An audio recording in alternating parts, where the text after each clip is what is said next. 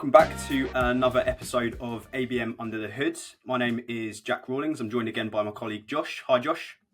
Hey, Jack. Good to be here.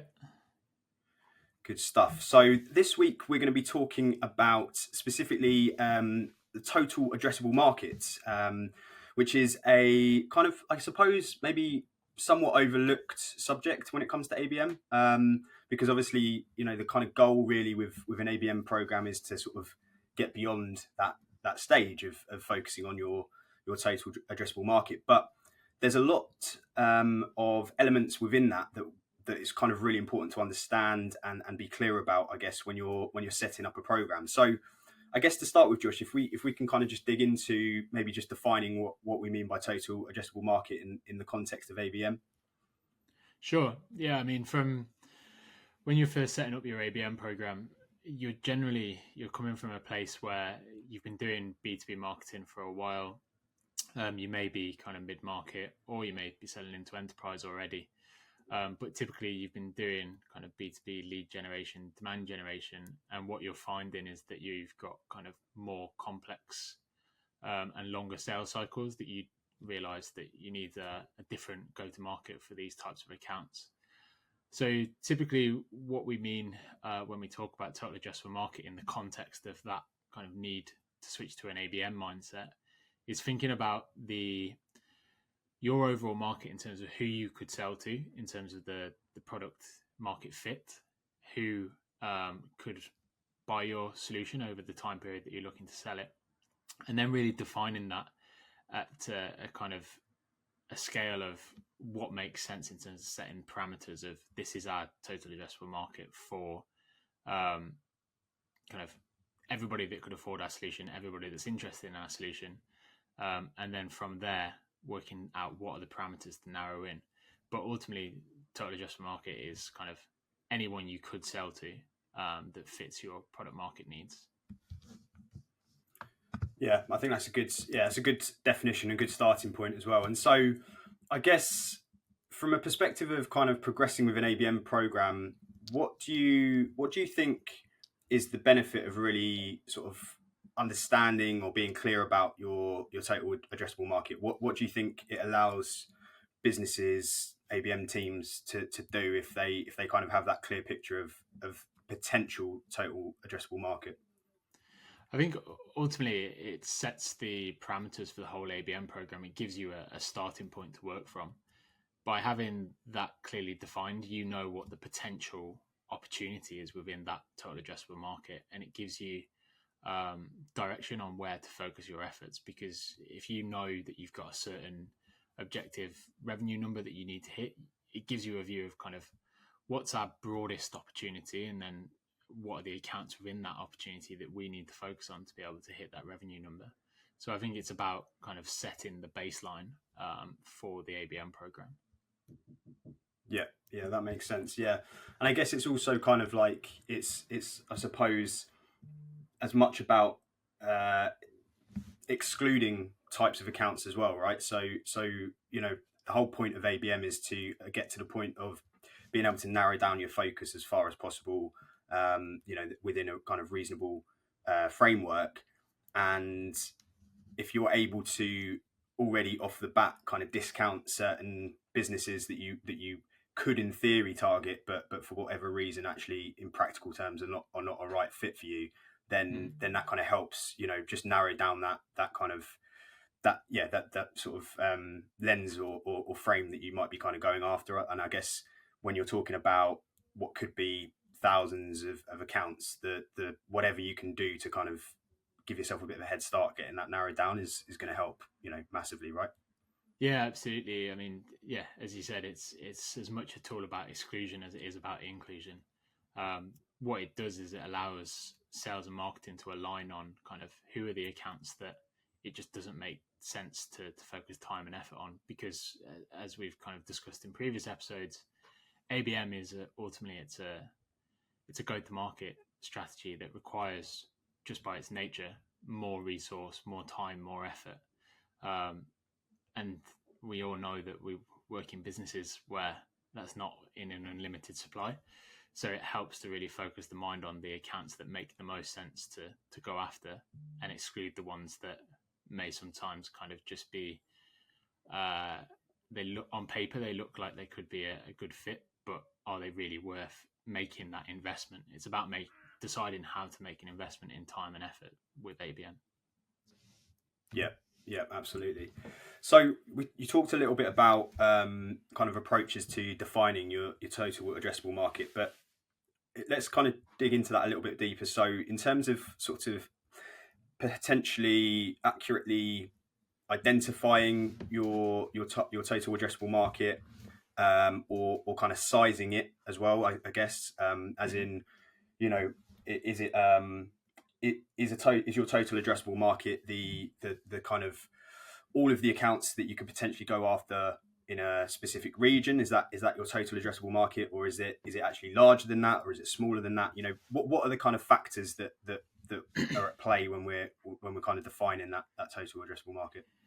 Yeah, I mean, it's going to be different for different companies. And again, it will come back to kind of the resources and your ability to service these accounts. So if you've got a sales team that are only able to kind of service one region, then it probably will just be regionalized.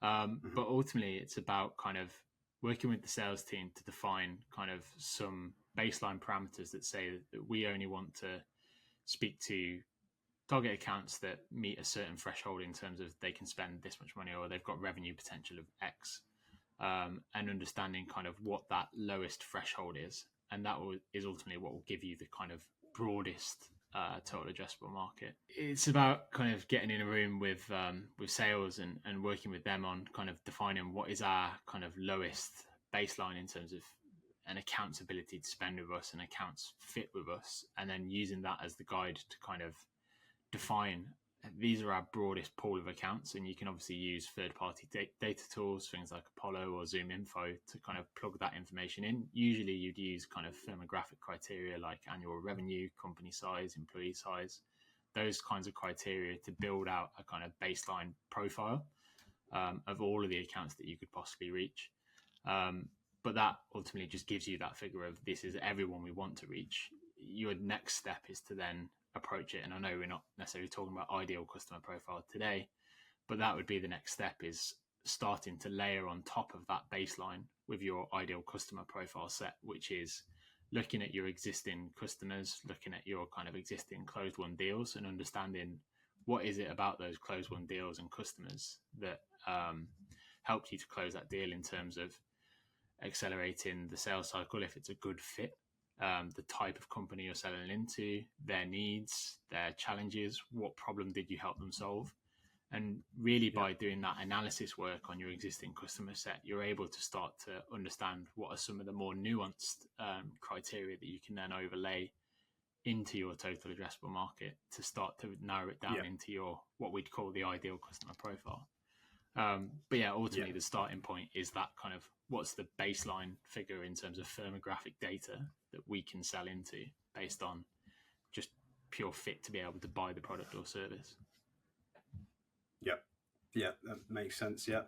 In terms of kind of time frames, you know, I guess milestones or moments to kind of reassess total addressable market. What would you say?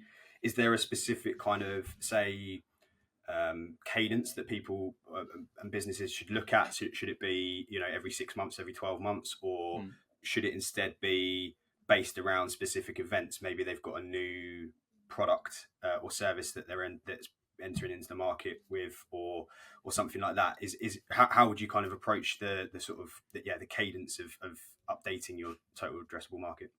Yeah, I think it's a good question, and it's really going to depend on your starting point.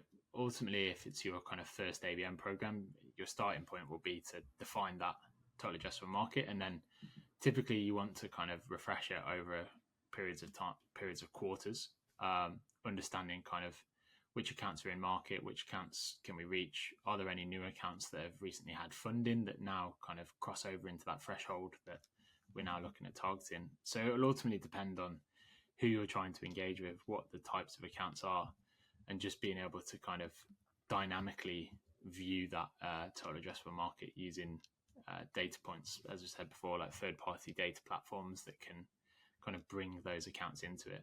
That's kind of the best practice approach. Obviously, if you don't have access to some of these data points, it's typically kind of just on a quarterly basis, review kind of the market context, review kind of any latest kind of information in the market in terms of industry reports, any big major compelling events that mean there's a shift in kind of how companies are operating, or changes in the way that companies are funded, any of that kind of stuff.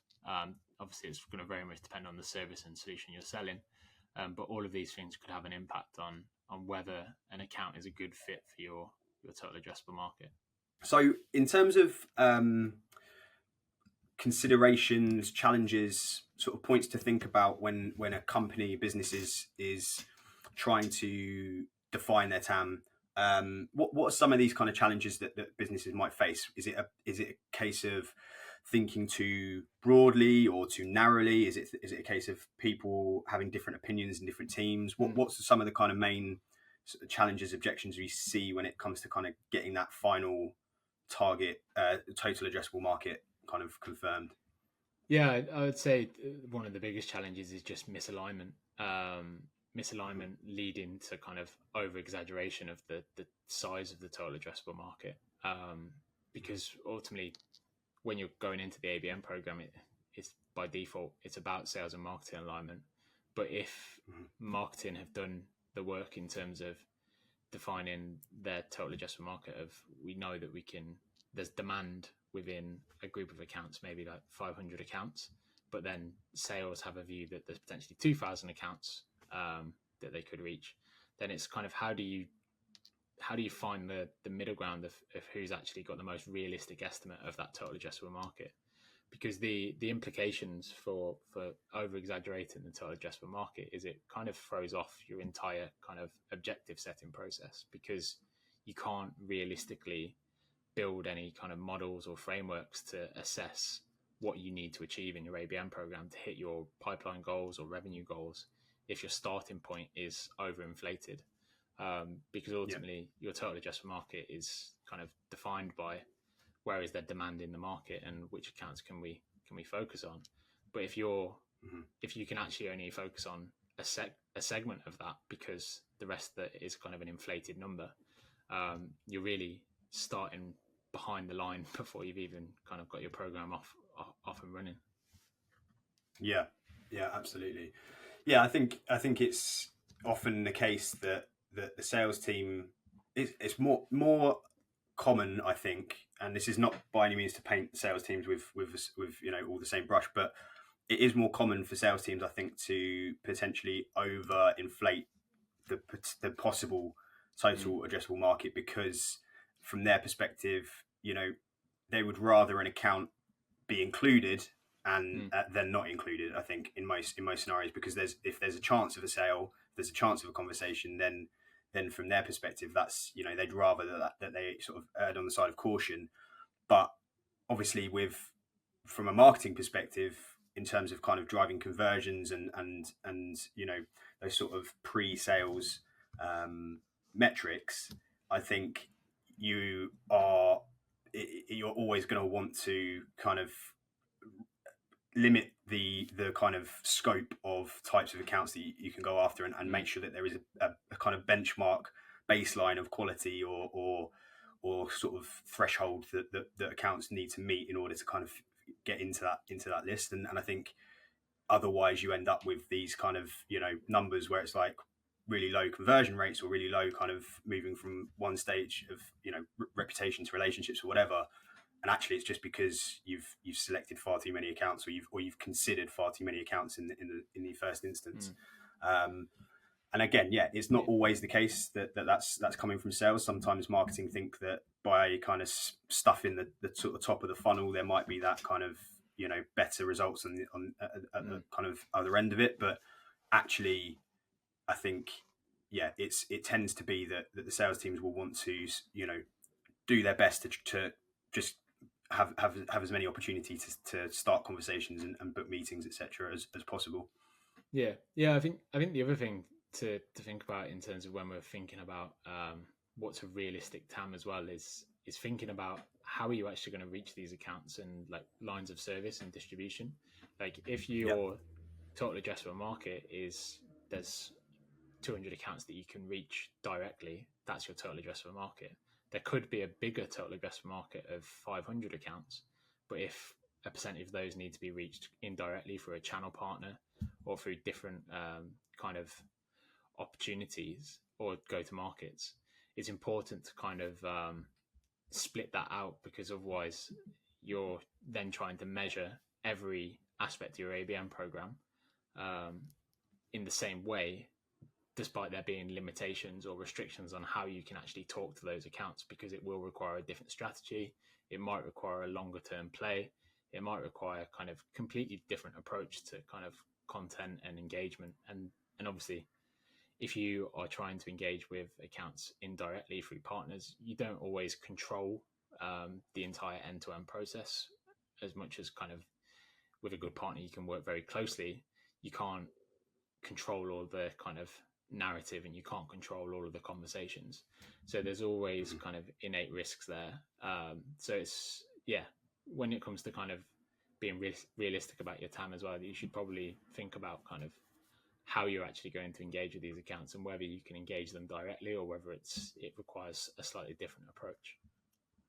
Absolutely, yeah. And I guess, you know, as always as well, budgets comes into it, right? It's the amount of I think if a question that sometimes you get from, again, sometimes salespeople, but it can be anyone in a business really, is can we target all of these accounts, or could we consider all of these accounts our total addressable market? And the answer is yes, you could in theory, if you've got the budget to support that kind of go-to-market approach, right? If you've got a total addressable market of 10,000 accounts and you're willing to spend what it requires per account to convert into a meeting or whatever result you're looking for, then yeah, absolutely. If you've got millions and millions of pounds of budgets to put into it, then potentially that's doable. Again, also if you've got the team, infrastructure, etc., there to support that. But more likely is the case that you don't have that level of budget, you don't have that level of resource in house or agency support or whatever to be able to actually target that many accounts at the level that's required to actually move the needle, convince them of anything. So it kind of becomes a case of prioritization, as we kind of always touch on really with ABM. It's down to where should you prioritize your spend, your resources and time. Okay. One sort of final question, I guess, on the TAM side of things is around expansion of total addressable market. So there's definitely a